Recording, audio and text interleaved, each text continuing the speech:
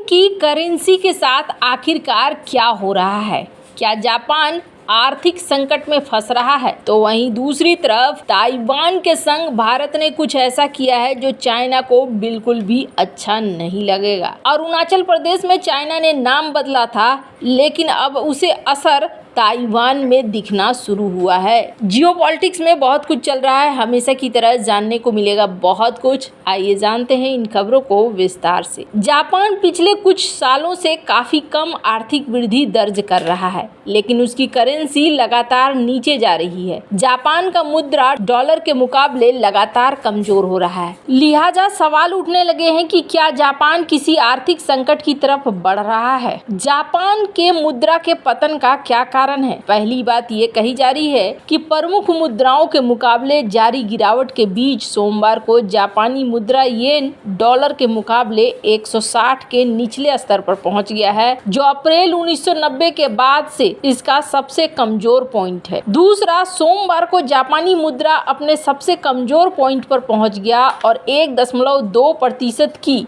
और गिरावट के साथ 160.17 प्रति डॉलर तक पहुंच गया। हालांकि बाद में ये 149.17 पर स्थिर हो गया, क्योंकि निवेशकों ने आगामी फेडरल रिजर्व बैठक से पहले मंदी की स्थिति को भांप लिया था। जब से बैंक ऑफ जापान ने मार्च में अपनी नकारात्मक ब्याज दर नीति को बंद किया है, येन लगातार डॉलर के मुकाबले 150 या उससे कम के आसपास बना हुआ है। वर्तमान में एक जापानी येन 0.52 रुपए के बराबर है, जो येन के 67% की भारी गिरावट को दिखाता है। जापानी येन अमेरिका के डॉलर और यूरो के बाद विदेशी मुद्रा बाजार में वैश्विक स्तर पर तीसरा सबसे ज्यादा कारोबार करने वाली मुद्रा है। येन की गिरावट 171 प्रति यूरो से ज्यादा हो गई है, जो 1999 में यूरो की स्थापना के बाद से अब तक का सबसे निचला स्तर है। येन की वैल्यू में आ रही लगातार गिरावट जापान की अर्थव्यवस्था में विश्वास पर इसके संभावित प्रभाव पर चिंताएं बढ़ा रही है।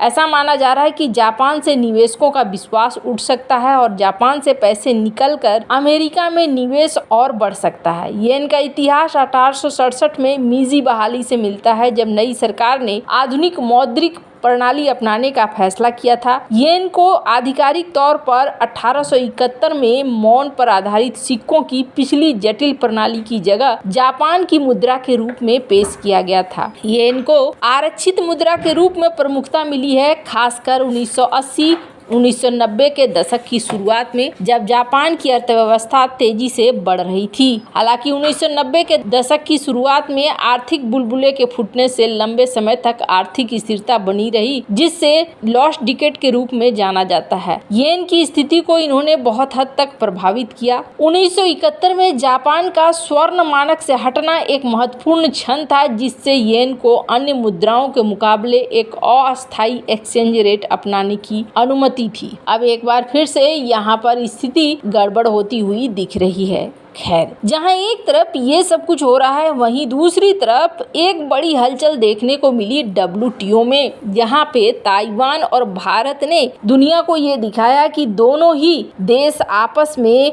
बहुत ही अच्छे रिश्ते बनाकर चलना चाहते हैं। दरअसल ताइवान यूरोपीय यूनियन और जापान ने भारत के अगेंस्ट में एक केस करा था, और ये केस भारत के उस कानून पर था जो भारत ने इंफॉर्मेशन टेक्नोलॉजी के प्रोडक्ट पर लगाना शुरू किया था। ICT इंपोर्ट ड्यूटी लगाई थी भारत ने, जिसके ऊपर इन देशों ने मिलकर केस कर दिया था, और बाद में ताइवान और भारत ने यहाँ पर आपस में बाहर में ही बात करनी शुरू कर दी इस मामले को, इस डिस्प्यूट को हल करने के लिए। अभी स्क्रीन पर एक आर्टिकल देख सकते हैं। दोनों ही देशों ने कहा है WTO को कि इस मामले में आप कोई डिसीजन नहीं सुनाओ। इसलिए नहीं सुनाओ क्योंकि अभी हम लोग यहाँ पर बातचीत कर ही रहे हैं कि टैरिफ को लेकर क्या मामला बाहर सलट सकता है। अगर बाहर सलट सकता है तो हम इस मामले को नहीं बढ़ाना चाहेंगे। वैसे ये पहला मौका नहीं है। पिछले 3 बार से ताइवान और भारत WTO के डिसीजन को यहाँ बढ़ाते हुए दिख रहे हैं। ऐसा माना जा रहा है कि ताइवान भारत के साथ किसी भी तरीके के रिश्ते खराब नहीं करना चाहता है। स्क्रीन पर एक आर्टिकल देख सकते हैं। ताइवान के विदेश मंत्री कई बार इस चीज को कह भी चुके हैं कि हम सांस्कृतिक और इकोनॉमिक तौर पर भारत के साथ रिश्तों को काफी आगे ले जाना चाहते हैं। और जहां तक बात है भारत के इकोनॉमिक पावर की, तो भारत काफी तेजी से बढ़ती हुई अर्थव्यवस्था है और यहाँ देखने को मिलता है कि $100 बिलियन भारत के 100 ऐसे अब शेयर हैं जो $10 बिलियन के ऊपर काम कर रहे हैं और भारत उस क्लब में शामिल हो गया है जो ताइवान और जापान को पार करता हुआ क्लब है। करीब करीब चाइना की बात करें तो 124 से लेकर 125 ऐसे शेयर हैं जिनका मार्केट कैप $10 बिलियन से ज़्यादा है और भारत के भी करीब करीब 100 शेयर इस तरीके अब $10 बिलियन से ज़्यादा मार्केट कैप वैल्यू वाले आना शुरू हो चुके हैं। माना जा रहा है कि भारत चाइना के काफ़ी करीब पहुंचता जा रहा है और यही वजह है कि यहाँ चाइना के लिए टेंशन खड़ी हो रही है और ताइवान हर हाल में भारत के साथ रिश्तों को अच्छा चाहता है। भारत जो पहले खुलकर ताइवान मामले में कुछ भी नहीं कहता था, वो भारत अब खुलकर ताइवान मामले में आगे भी आने लगा है। स्क्रीन पर वायर की एक खबर देख सकते हैं जिसमें जब ताइवान के अंदर भूकंप आया था तो भारतीय PM ने यहाँ संदेश दिया था और इन्होंने कहा था कि हम ताइवान के लोगों के साथ खड़े हैं और हम उनकी मदद करने के लिए यहाँ पर खड़े हैं। ये जो PM मोदी ने यहाँ पर संदेश भेजा था, इसके बाद ताइवान की तरफ से भी थैंक यू का संदेश आया था। अब इसी बीच ये देखने को मिला कि चाइना ने अरुणाचल प्रदेश के कई इलाकों का नाम बदल दिया और इस तरीके से वो भारत को कहीं न कहीं चिढ़ाना चाहते थे क्योंकि भारत ने यहाँ टनल प्रोजेक्ट का उद्घाटन किया था। चाइना के इस कृत्य के बाद भारत ने उस समय भी कहा था कि क्या हो अगर हम भी आपका नाम बदल दें तो। हालांकि भारत ने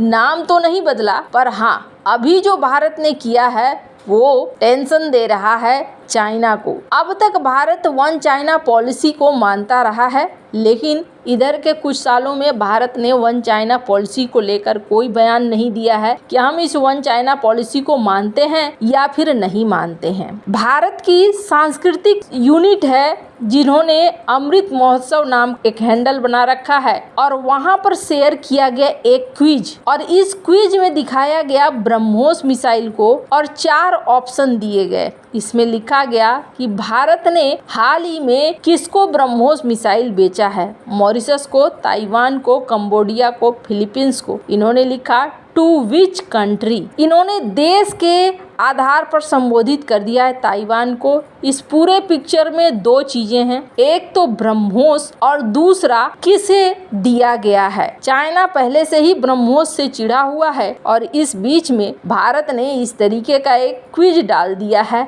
और कहा है बूझो तो जाने। अब यहाँ पर आंसर देने को कहा है। इसमें PMO इंडिया और 9 भारत के और भी संगठन जुड़े हुए होंगे। फिलहाल के लिए ये इमेज बता रही है कि हम चाइना के साथ सीधे सीधे अब टक्कर लेने को तैयार हैं। वैसे भी राजनाथ सिंह ने इस बात को साफ किया था और कहा था कि चाइना के साथ हमारे बॉर्डर टॉक चल रहे हैं, लेकिन हम इसमें झुकने वाले नहीं हैं। वैसे आपको क्या लगता है इन सब मामले में, आपकी क्या राय है, कमेंट कर जरूर बताएं। जल्द मिलते हैं अगले वीडियो में नई खबर के साथ।